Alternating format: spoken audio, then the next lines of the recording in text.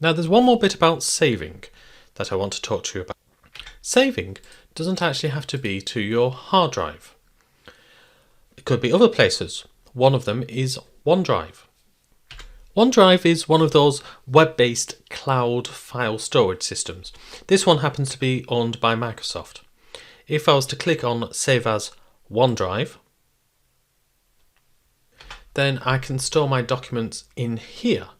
And sometimes that's been a bit of a lifesaver.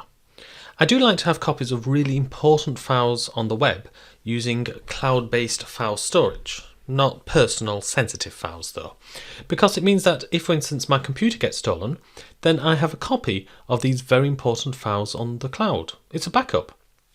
Now this isn't the only web-based thing you can do. You can also add a place.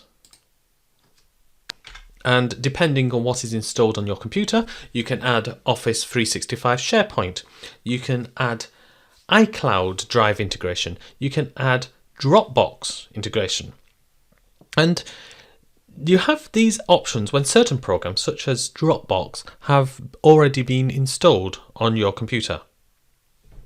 Now there is another option, and that is to go to File, Share.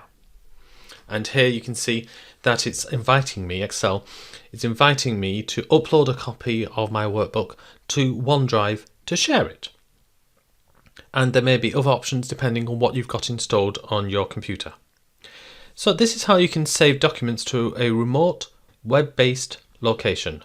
You can go File, Save As, or you can go File and Share.